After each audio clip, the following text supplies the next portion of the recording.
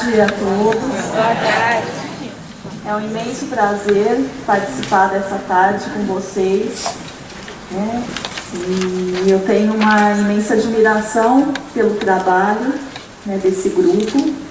Eu tive a oportunidade de acompanhar à distância, mas acompanhar a trajetória de vocês no Hospital das Clínicas. E eu sei o quanto esse trabalho é benéfico aos pacientes, o quanto vocês têm sido importantes, né? Eu trabalho na área hospitalar há mais de 20 anos, então eu acompanhei desde o início, né, quando não existia esse trabalho, e como ocorria uma desorganização, né? Assim, acho que todo mundo era muito bem intencionado, todo mundo fazia as visitas, né, e tentava dar o melhor de si, mas eu via a necessidade de uma organização nesse trabalho, e tem sido fantástico assim, o que vocês estão fazendo, e a partir do momento que vocês conseguiram se unir e ter essa frente aí de trabalho, tem acrescentado muito no nosso dia a dia. E vocês podem ter certeza que é muito importante a presença de cada um na visita aos leitos, e eu tenho tido um retorno dos pacientes também muito positivo. Agradeço muito o convite, especialmente a Catalina, né, a Virgínia e todos os envolvidos aí na coordenação desse evento, e espero poder contribuir um pouquinho, né, para a vivência de vocês. Eu vou estar apresentando e eu quero que vocês fiquem também à vontade, se quiserem perguntar. A gente pode estar dividindo também essa apresentação em 3 etapas. Então eu vou falar um pouco sobre a questão ética, vou falar um pouco sobre aspectos psicológicos do paciente, e depois eu vou fazer uma vivência com vocês, para vocês refletirem um pouco sobre algumas questões. Tá bom?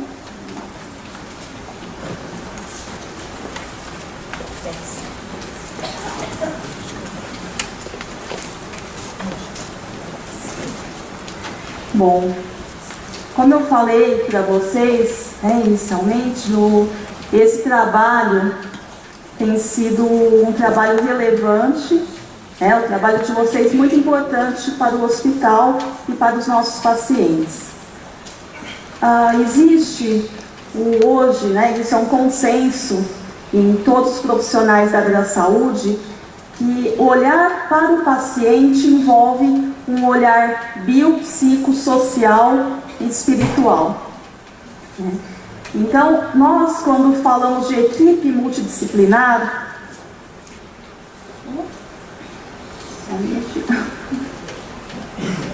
em cima que eu dou. Então, nós falamos de equipe multidisciplinar, nós falamos dos médicos, enfermeiros, nutricionistas, psicólogos, terapia ocupacional, dentista, serviço social, e eu coloquei o apoio espiritual, que apesar de vocês não estarem no dia a dia como profissionais da equipe, mas eu vejo que nós temos que olhar para o paciente em todos esses aspectos. E aqui eu até destaquei o apoio espiritual, mostrando assim, vocês não são contratados do hospital, mas como é relevante no trabalho, esse olhar, não olhar só para a doença. Aquele que adoece, ele precisa de outros cuidados, que não são apenas os cuidados médicos. Bom, falar desses cuidados, é falar também da ética, que eu vejo que essa questão ética, ela é fundamental, não só para vocês que estão entrando no hospital, mas a ética, ela faz parte da nossa vida, desde a hora que nós acordamos no nosso papel de mãe, de filho, de esposa, marido, como professor, aluno, dentro do hospital, né, no cuidado do paciente. E quando eu estava montando essa aula, me chamou muita atenção também o momento que nós estamos vivendo, né, no nosso país. Eu fui falar e pensar na ética, mas eu fiquei pensando que momento é esse, né, que nós estamos vivendo no nosso país, em que essa falta ética é a que predomina, né? Então, falar da ética é falar em todas as questões que nós estamos envolvidos. E nós podemos fazer a nossa parte. Nos cuidados do paciente, nós precisamos pensar em oferecer o mínimo do que eles necessitam. É o que nós podemos colaborar para a recuperação ou para amenizar o sofrimento desses pacientes. Essa semana, no meu consultório, diante desse cenário todo aí político, essa instabilidade econômica, me chamou muita atenção que alguns pacientes disseram: nossa, eu tenho tanta coisa para falar, mas parece que essa semana está tudo tão difícil, parece que está mais difícil ainda falar da minha dor, falar das minhas dificuldades. E por que será? Quando a gente pensa nessa instabilidade que está ocorrendo hoje no nosso país, isso faz a gente pensar que nós perdemos um pouco o chão. Então eu quis trazer essa questão para vocês refletirem um pouco, fazendo um paralelo com o nosso paciente hospitalizado. Então, o que ocorre com o paciente? O paciente na verdade, é alguém como nós, né? Quer dizer, nós não sabemos quando iremos morrer, quando iremos adoecer. Imagina alguém no seu dia a dia, tendo as suas atividades profissionais, como mãe, como esposa, marido, e o dia a dia que a gente segue, a nossa vida e nem para pensar muitas vezes, e vem uma interrupção, uma doença que tira a gente do nosso curso. Então é um momento de muita instabilidade emocional.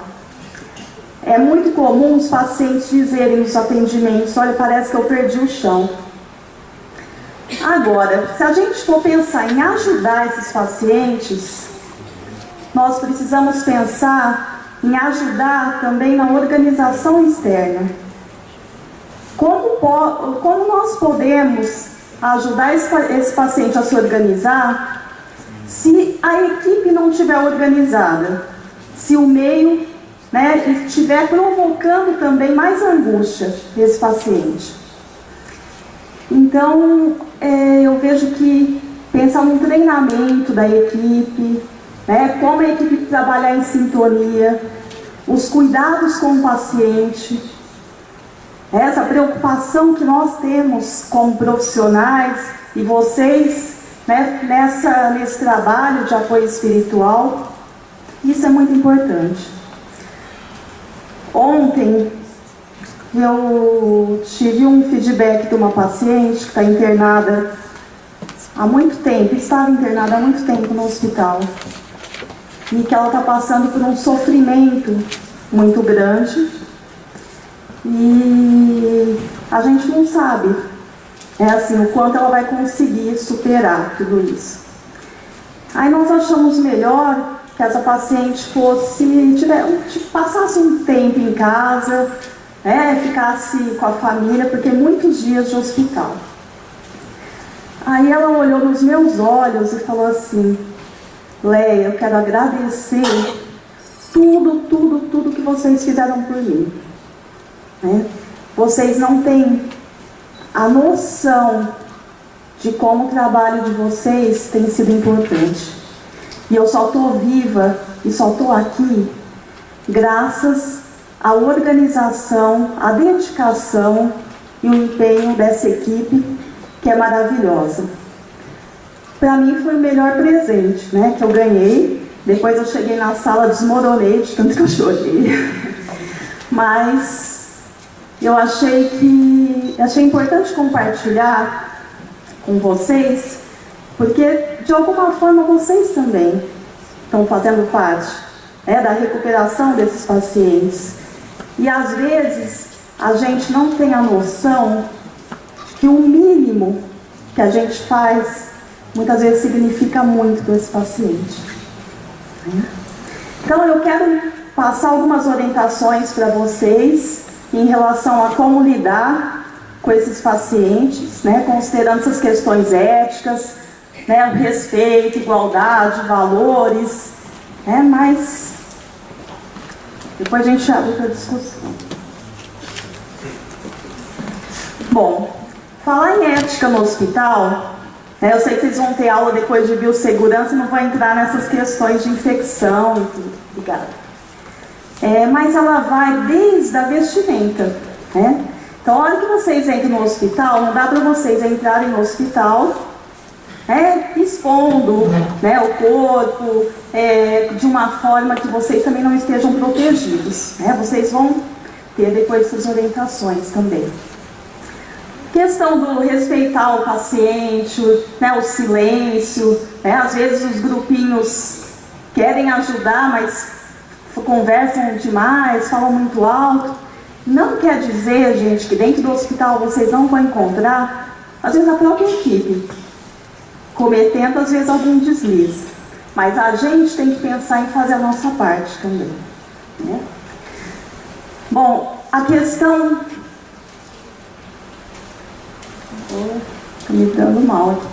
A questão do sigilo das informações. Conforme vocês forem estabelecendo um vínculo, às vezes, com os pacientes, eles vão se sentindo à vontade para desabafar, para falar da vida, às vezes contar algum segredo, alguma coisa que eles não conseguem revelar para uma outra pessoa. Vocês vão saber, às vezes, informações médicas. Então, a gente tem que ter um compromisso no atendimento a esse paciente, também com o sigilo das informações, respeitando a individualidade, tendo nosso compromisso ético com esse paciente.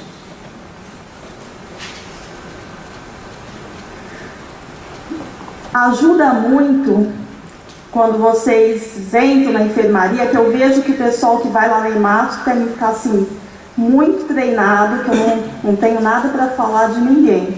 Pelo contrário, só elogios, para a equipe. Isso, assim, vale para quem está também começando, está ingressando, nesse grupo. E como é importante consultar alguém responsável. Geralmente tem um enfermeiro-chefe, na equipe, ou enfermeiro de plantão, para saber se vocês podem entrar, como que está o estado do paciente. Respeitar o funcionamento da rotina hospitalar, horário das refeições, procedimentos médicos de enfermagem, atendimento psicológico, banho, exames. Então, existe toda uma rotina hospitalar que às vezes a gente quer ajudar, está naquela ansiedade para atender o paciente, mas nem sempre ele está disponível, para isso. Bom, o que é muito importante? É a gente não ser invasivo, Então, assim, ser invasivo, tanto em relação à questão física do paciente, Então, às vezes você vai entrar numa enfermaria e o paciente ele precisa urinar, Você tem que ter todo o cuidado também. Às vezes ele tem um horário de banho, que ele está exposto. E pensando na questão emocional, também não ser invasivo quando ele não quiser falar, quando ele não quiser receber. Essa é uma questão que às vezes é delicada, que eu sei que todos saem da casa de vocês com a maior das boas intenções e querem ajudar no que vocês puderem, da forma como vocês puderem ajudar o paciente. E é uma frustração muito grande quando você visita um paciente e ele se fecha, né, ao atendimento, a receber às vezes a oração que você está se propondo, mas nós temos que reconhecer, né? Quando alguém adoece, a pessoa passa por um processo que a gente chama de despersonalização. Quando ela está no contexto hospitalar, ela deixa de ser, por exemplo, o João marceneiro, filho do Joaquim, que tem não sei quantos filhos. Essa pessoa, ela acaba vivendo, ela não vai deixar de ser tudo isso que eu estou falando. Só que a hora que ela está no hospital, ela vivencia no dia a dia muito mais o paciente que tem uma leucemia, é o paciente que tem um câncer tal, é o paciente que está com uma doença grave. O dia a dia passa a ser o contexto hospitalar. Então a gente precisa ajudar, a gente, que eu falo assim, a equipe multidisciplinar, a equipe como um todo, ajudar a resgatar também a autonomia desse paciente. Ajudar a reconhecer que, olha, não é um fulano que está doente, mas é alguém que tem uma história de vida. É alguém que precisa ser olhado como a pessoa. E essa pessoa, ela não consegue evitar procedimentos médicos, ela não consegue falar não para a equipe médica, para a medicação, para o exame invasivo, só que ela pode falar não para a gente. Vocês acham que eu nunca levei não? Eu levo vários. E às vezes eu acho ótimo, que eu falo, o paciente está reagindo, né? O paciente que está muito deprimido, quando ele consegue falar, não quero.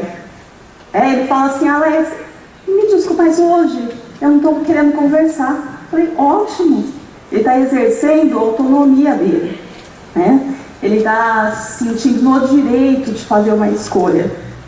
E a escolha espiritual, de receber ou não o apoio espiritual, é uma escolha do paciente também. Bom, aqui eu só ilustrei, né, com pessoas com as várias profissões, né, já falei isso para vocês em relação à ruptura dos papéis, né, quando o paciente interna, existe uma quebra nessa história.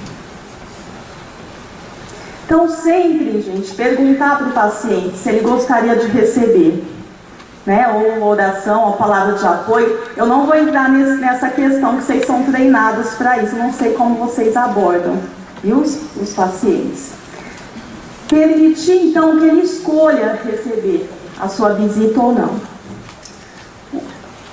Uma questão importante também é a gente pensar nas diferenças. Quem faz essas visitas sabe que os pacientes, eles são... Cada um tem a sua singularidade, tem o seu jeito de ser, e você encontra pessoas muito diferentes umas das outras.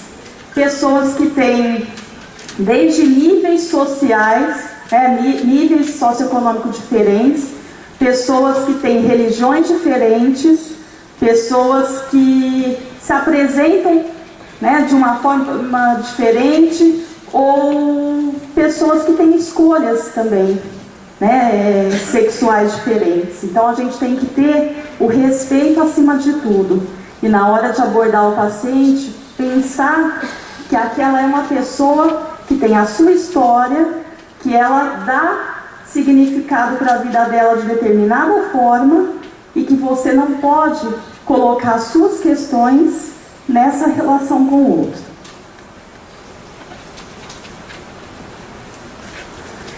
Um outro ponto importante, a gente não fala das questões pessoais também, né? Então vamos pensar que você também já passou por uma história muito difícil, ou uma situação de adoecimento dentro da família.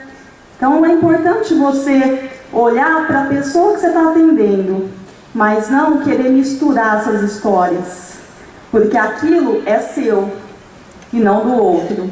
Então, a questão da conduta médica também, eu imagino que aqui também tem alguns profissionais de saúde, né? Às vezes tem gente que até sabe sobre a doença, só que é muito importante sempre pedir para o paciente recorrer ao médico, à equipe que cuida, né? Porque é essa equipe que vai ter essas informações.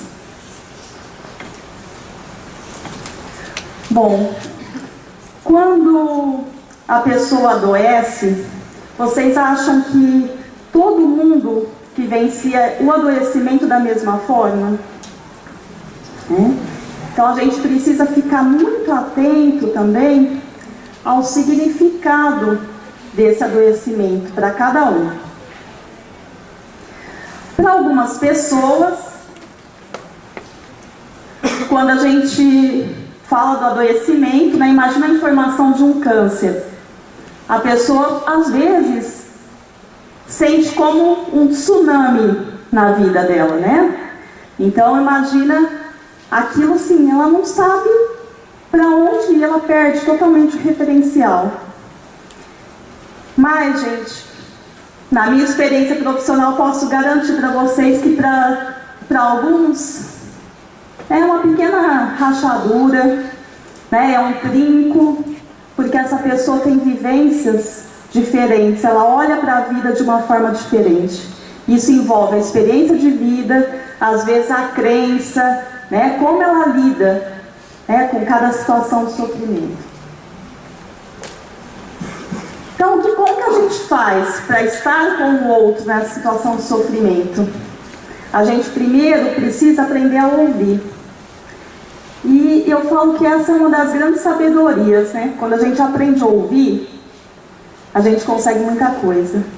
E é isso que falta muito no ser humano, saber ouvir. Às vezes a gente já começa a colocar as nossas questões na frente, não deixa nem a pessoa falar. Então a gente precisa treinar essa escuta, tem que aprender a ouvir o que o outro está querendo nos dizer. E para isso é necessário uma postura empática, acolhedora, né? Então estar com aquela pessoa no estado de sofrimento e tentar ver o que será que ela está passando para a gente, o que ela está querendo pedir, que ajuda ela está pedindo. Eu trouxe algumas falas de pacientes que eu atendi para ilustrar isso, que acho que fica, né, um pouco mais claro. E essa primeira paciente, ela diz: olha, estou bem, sei que serei curado. É um homem, desculpa. Todo mundo lá em casa já teve câncer e ficou bem. Minha mãe, meu irmão, meu sobrinho, ele não estava negando o adoecimento não, era verdade isso. Era um tipo de câncer que a família teve e que eles conseguiram ser curados. Então, assim, não adianta a gente atender uma pessoa achando que só porque ela recebeu o diagnóstico que ela vai estar lá desesperada. Às vezes não, né? Agora, o outro caso. Quando o médico me deu a notícia, perdi meu chão. Não ouvia mais nada. Só conseguia pensar naquela palavra que eu não gosto nem de repetir. Vocês estão vendo vivências diferentes, né? Foi a mesma situação, a mesma informação diagnóstica.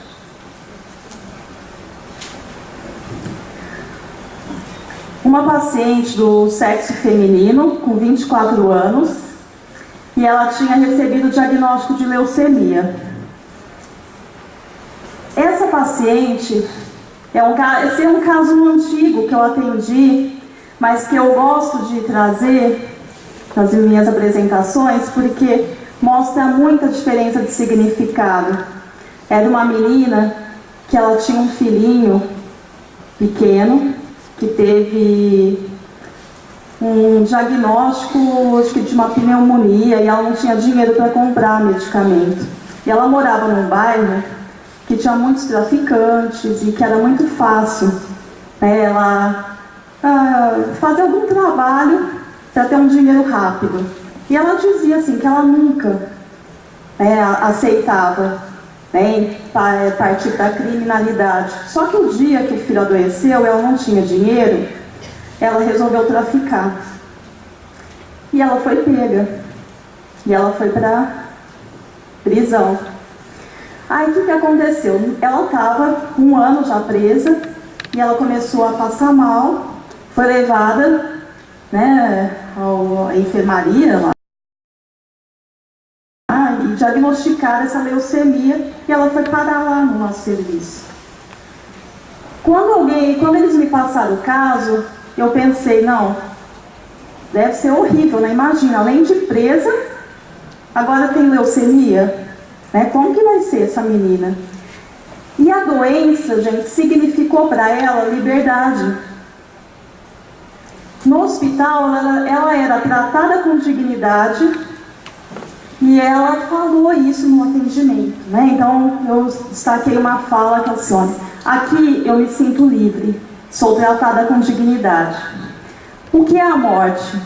Acho que o que eu vivia naquele presídio era a verdadeira morte, cruel e fria. Aqui perguntam até o que eu gostaria de comer. Acho que a doença me libertou. Bom, esse é um outro caso de uma menina de 26 anos que tinha um diagnóstico de linfoma e ela falou, e o diagnóstico dela, gente, era assim,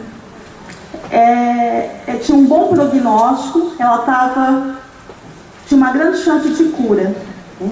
E ela falou, eu não sei se quero continuar o tratamento, mesmo com a equipe falando que ela tinha chance de cura. Os médicos dizem que não tenho mais a doença em atividade, mas farei mais 3 ciclos de quimioterapia. Eu sei que todas as vezes é a mesma coisa. Interno, faço a quimioterapia, vou para casa e volto com infecção. Não aguento mais o hospital. Estar aqui é sentir a minha morte. Não tenho mais força para lutar.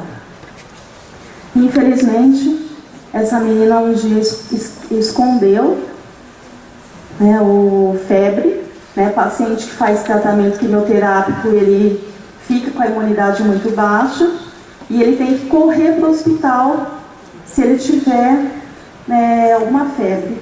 E ela escondeu. E essa menina morreu depois por infecção. E aqui é um outro caso, olha. Você me ajuda? O paciente perguntou. Eu pensei em pedir um favor para você. Acho que é a única pessoa que nesse momento poderia me atender. Eu sei que você entende o tamanho da minha dor e o quanto preciso ir para a minha casa ver meus filhos. Eu não quero morrer aqui, longe de tudo. Converse com os médicos por mim, eles vão te ouvir. Esse era um paciente hospitalizado há vários meses, que ele morava na região norte do país, em cuidados paliativos. E aqui a equipe dizia que não tinha mais o que oferecer. E eu fiz isso. Numa reunião, eu conversei com a equipe foi assim, muito solícita, ajudou a organizar, a família conseguiu um transporte aéreo, e ele foi para a casa dele, assim, o que a equipe achava que ele não fosse sobreviver 5 dias, ele sobreviveu 1 mês e meio, e conseguiu se despedir da família.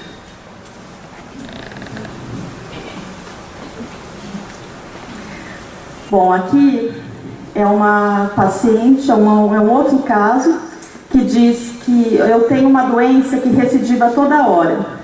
Não sei até quando vou viver, mas vou lutar até o fim. Amo a vida e minha família. Estou vivo, não estou? Quem vai tirar meu direito de viajar quando eu estiver bem, passear e festejar a vida? Estou deixando tudo organizado. Minha família não passará necessidades.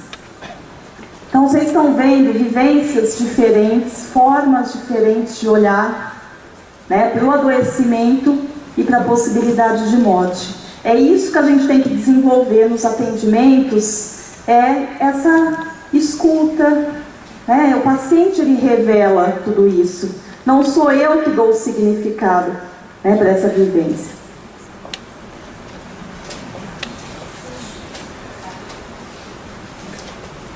Bom, então acho que a gente precisa fazer uma reflexão, né, sobre esse morrer né? A morte, o morrer.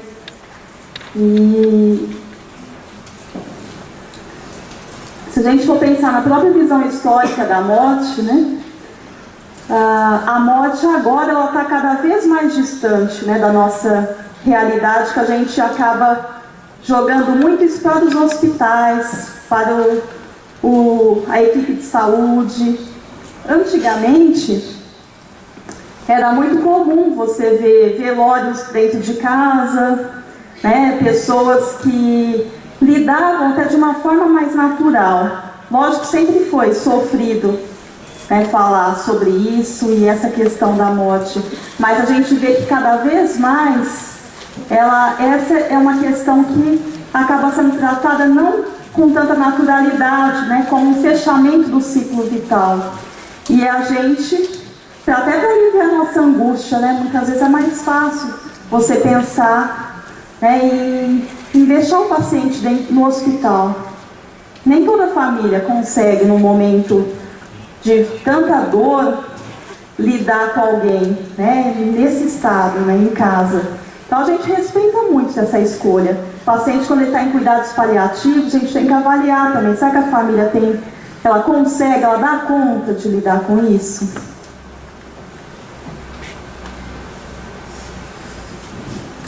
Acho que não está dando para ver direito. Eu só coloquei assim, que a evolução natural, né, da vida, se a gente for pensar no nosso ciclo vital, é a gente nascer, crescer, envelhecer, e a gente pensa na morte mais no final da vida, né? É o que a gente gostaria, assim, se fosse para escolher, assim, é mais aceitável lidar com isso. Só que às vezes existe uma inversão dessa ordem natural, e que isso também mobiliza muito a gente, né? Então, lidar com adoecimentos de criança, adolescentes, pessoas jovens, também é angustiante, né? Nem todo mundo consegue lidar, né, com essa demanda. A Elizabeth Kubler-Ross, ela foi uma psiquiatra, né, uma grande estudiosa sobre a morte e o morrer. Ela faleceu em 2004. E ela fala sobre as fases de enfrentamento da morte. E que eu vou passar para vocês, e depois eu vou dar uns exemplos também de falas de pacientes, para vocês entenderem melhor essa fase de enfrentamento. Ela traz, né, que a primeira fase seria uma negação, né, quando o paciente recebe a notícia de uma doença grave, a negação ou isolamento, às vezes ele se afasta também, não quer falar muito sobre isso. O paciente pode ter manifestação de raiva, e às vezes você acha até que é com você, né? A equipe vai atender, acha que é uma coisa pessoal, às vezes até uma agressão à equipe, mas também uma forma do paciente se defender.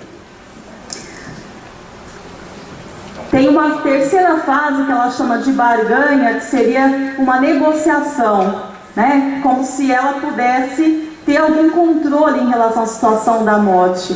Aquilo é tão angustiante que às vezes até com Deus ela negocia, né? Mas eu vou depois passar os exemplos para vocês das falas, que aí vocês vão entender melhor. Tem uma outra fase de enfrentamento que ela chama de depressão, que é uma fase que a pessoa está mais fechada, ela se desprende, parece que do mundo, ela está mais voltada a ela mesma, mais introspectiva. E a última fase seria a aceitação. Bom, gente, isso é didático. Apesar dela ter estudado e todas as fases de enfrentamento, a gente não pode dizer que todos os pacientes passam por essa fase. E a própria autora, ela dizia que às vezes tinha uma inversão também dessa fase.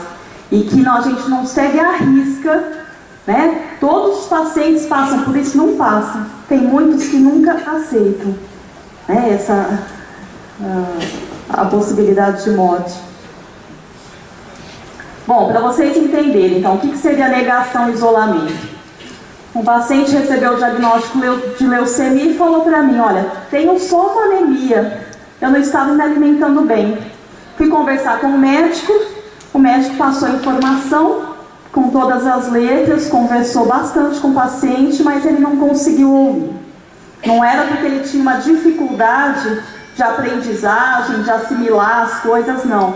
Isso era emocional, foi um momento que ele não conseguiu assimilar essas informações. Um outro disse, os médicos disseram que é um tumorzinho, nada sério. O paciente tinha um câncer de pâncreas e era um caso bem grave. O outro disse, olha, vai começar a quimioterapia, estou ótima, melhor impossível. Achei que nunca gostei do meu cabelo, acho que nunca gostei do meu cabelo, agora é a oportunidade de usar peruca. Acabei de entrar na internet e comprar uma passagem para o Nordeste. Não vejo a hora de passear com o meu novo visual. Isso ocorreu, gente. Essa pessoa foi muito difícil, assim. Demorou, assim, por umas 2 semanas para ela conseguir aceitar essa condição. Então, assim, essa foi uma negação, né? Tanto assim do diagnóstico. Bom, a fase de raiva, né? Um paciente disse, olha, eu não quero tratar, toda hora vem alguém aqui tirar meu sangue, se for para morrer eu morro, está todo mundo inventando tratamento. A raiva em relação ao médico também ocorre muito. Aquele médico frio, não posso nem ver na minha frente, muito insensível ao me dar a notícia. Então, a raiva que a pessoa está sentindo é pela condição de adoecimento. Então, ela está colocando essa raiva no outro. E é importante vocês saberem disso, porque às vezes vocês vão, na maior boa intenção, visitar um paciente e eles podem responder de uma forma ríspida, né, e falar, nossa, saí da minha casa, né, e estou recebendo isso. Não, por que será que ele está lidando dessa forma? Aí o outro diz, olha, estou revoltada com Deus. O que fiz para passar por isso? Sempre fiz caridade, fui uma boa pessoa, estou perdendo a minha fé. E tem uma fala que eu destaquei, que tem a ver com vocês.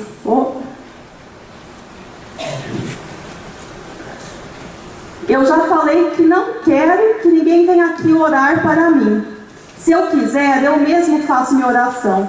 Já não chega a minha doença, vem gente falar na minha cabeça, nem psicólogo vai resolver meu problema. Falou para mim isso. Para mim e para vocês. Mas, gente, 15 dias depois, o mesmo paciente me procurou,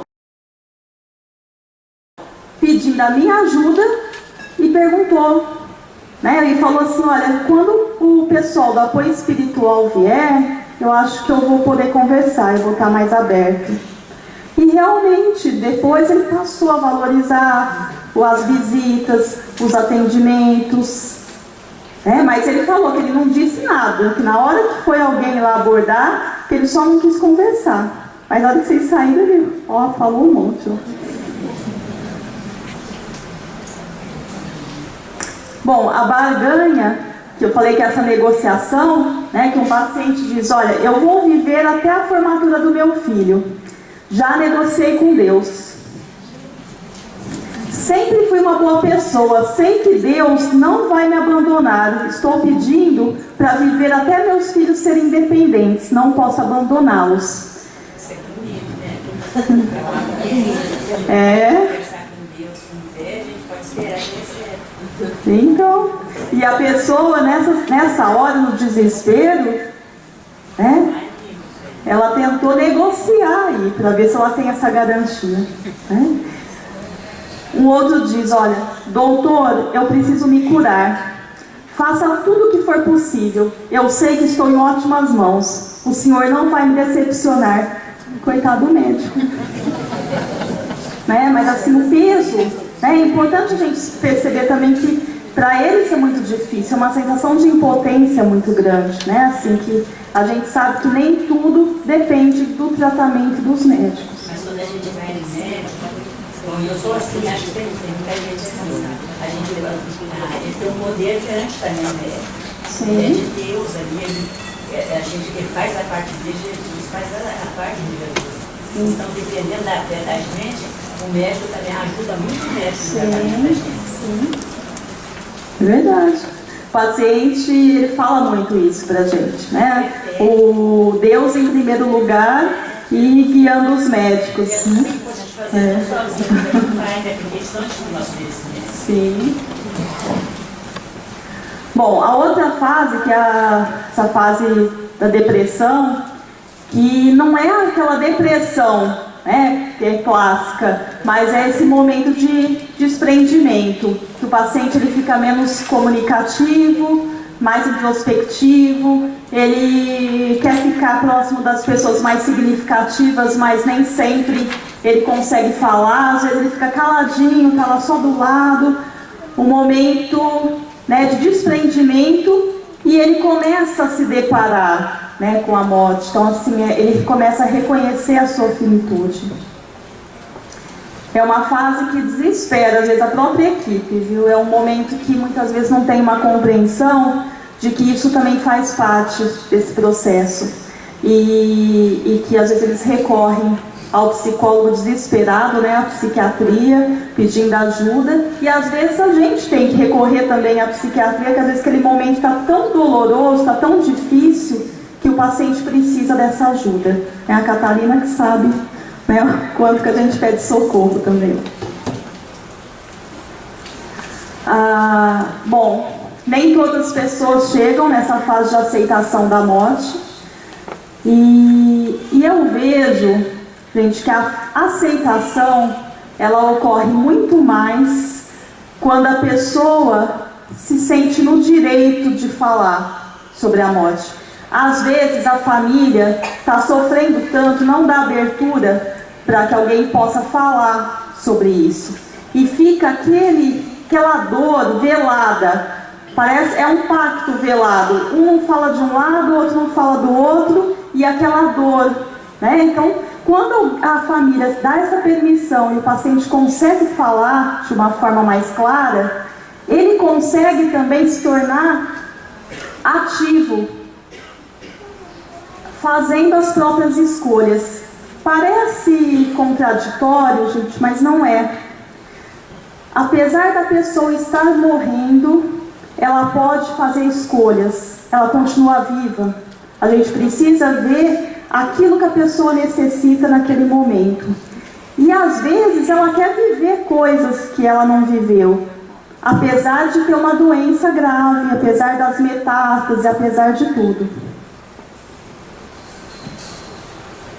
A pessoa, ela pode escolher para quem ela quer deixar os pertences dela, né? Ela não precisa ter muitas coisas. Às vezes ela tem um porta-joia, ela tem um colarzinho, ela tem um livro que ela quer deixar para uma pessoa, né, querida, um objeto que seja significativo, que tenha marcado a relação com aquela pessoa.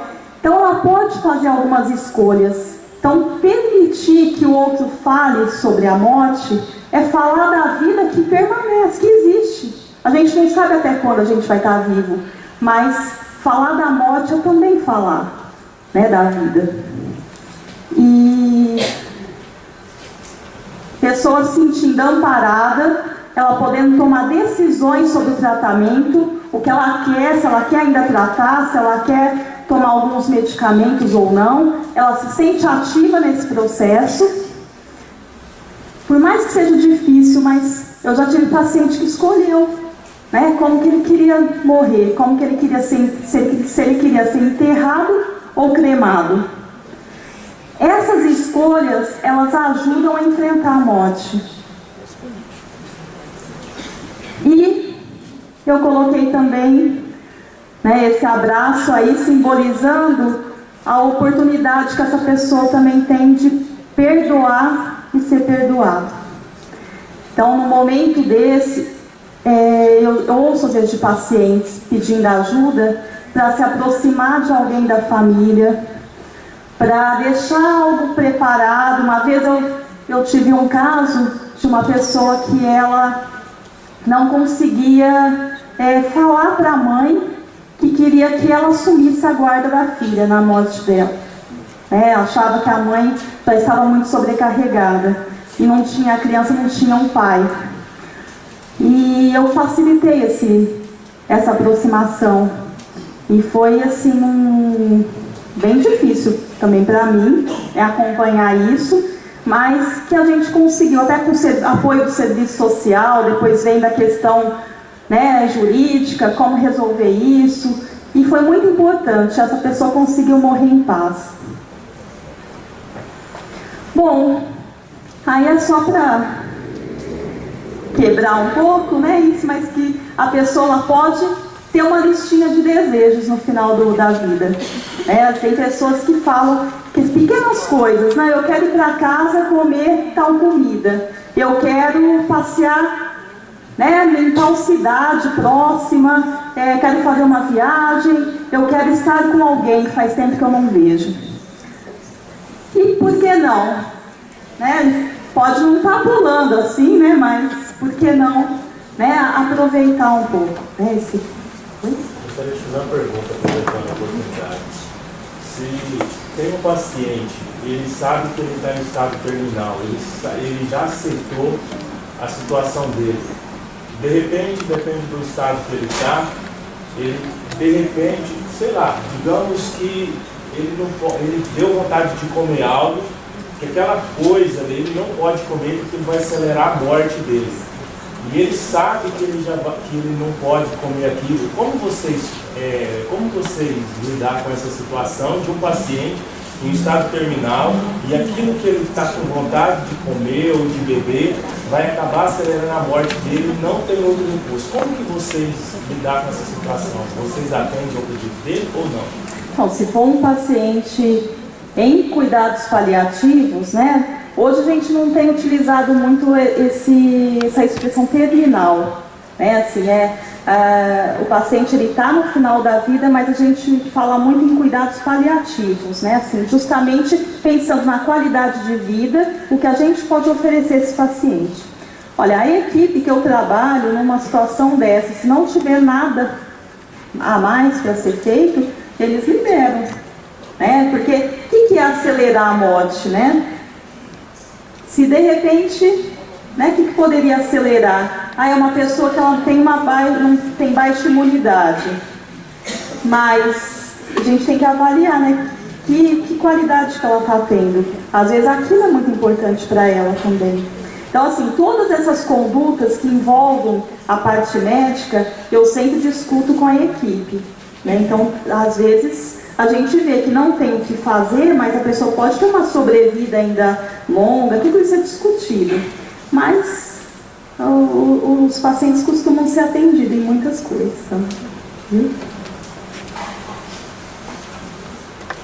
Bom, aqui é só para ilustrar uma situação de aceitação que a paciente diz: olha, eu já deixei tudo pronto para quando eu partir. Não quero brigas na minha família. Eu já distribuí minhas joias, livros, quero ser cremada e já escolhi um lugar para as minhas cinzas. Acho que Deus já me deu muitas coisas boas nessa vida. Agora preciso me preparar para a partida. Não que seja fácil, ainda quero viver o que eu puder. Nem sempre a gente consegue ouvir isso, né? Mas eu achei muito bonito quando a paciente me trouxe. Bom, gente, a esperança, ela está presente em qualquer fase de enfrentamento da morte. E ninguém tem o direito de tirar a esperança de um paciente.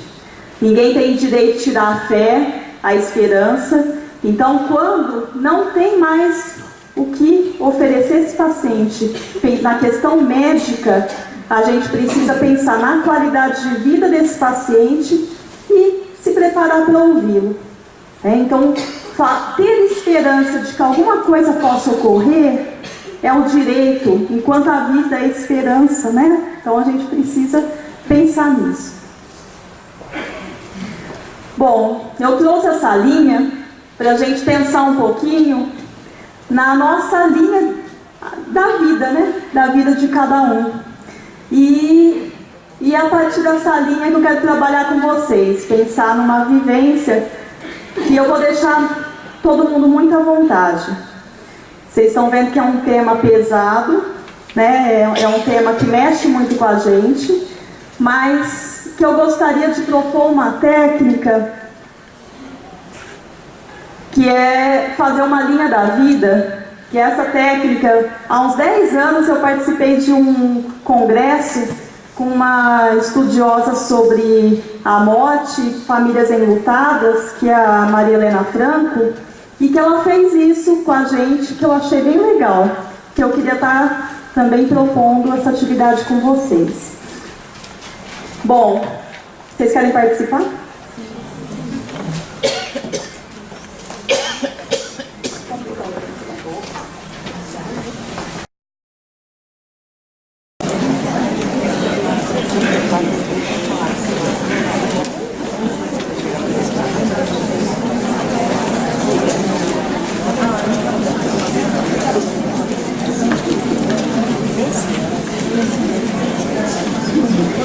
Mais um minutinho. Todo mundo fez a reta e colocou a lista de desejos nessa régua aí, né? Bom, agora eu vou pedir para vocês pegarem essa linha da vida e vocês vão colocar a mão onde eu estou aqui com esse ponto e vocês vão contar de trás, aqui ó, do final para cá, vocês vão abrir a mão e vão marcar o ponto que tiver o polegar. Isso. Não precisa abrir tanto, abre um pouco a mão, aí vocês vão colocar do final a mão e vocês vão marcar onde está o polegar. Marcaram? Todo mundo marcou? Oi? Isso, mas é como se fosse uma reta. Todo mundo marcou? Gente, eu tenho uma triste notícia para vocês. Vocês vão morrer nesse dia.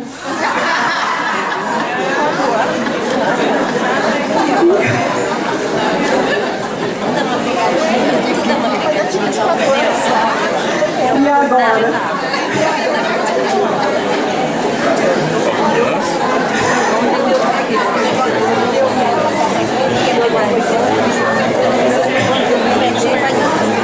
O que vocês deixaram para trás?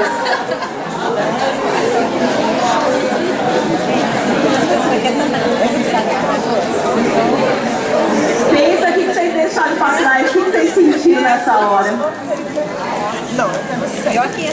Gente, essa foi uma brincadeira, né? Porque eu falei que eu tenho uma notícia ruim para vocês, mas agora eu tenho a boa, né? Eu tenho a boa é que é tudo mentira, né? E que eu não sou Deus, não posso falar como ninguém pode falar o dia de cada um. Mas era só para vocês sentirem um pouco o que significa para o paciente que recebe um diagnóstico desse, né? Isso.